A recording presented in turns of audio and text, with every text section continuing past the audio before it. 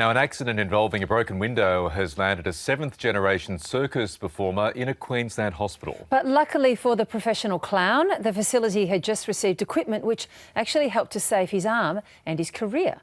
Marian Faa reports from Cairns. He may be the circus clown, but Jesse Grant takes his job seriously. Swinging through the air and bouncing around the stage requires every part of his body in working order.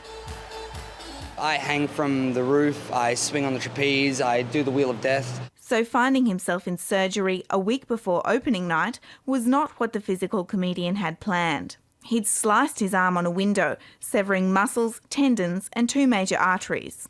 Luckily, Cairns Hospital had been donated a new state-of-the-art microscope. So I was feeling very lucky because I obviously had to have microsurgery and they didn't have the facilities here 2 weeks before. Used to put his arm back together, it may have saved Mr Grant's career.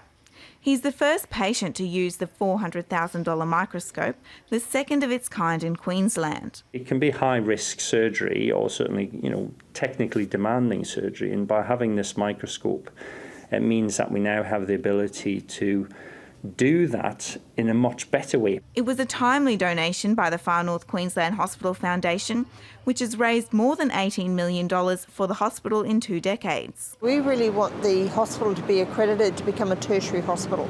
That will attract better funding for the hospital. Now the circus has started, Mr Grant is taking a back seat. But the injury hasn't burst his bubble. He plans to get back on his feet and his hands to continue the tradition that's been in his family since 1851.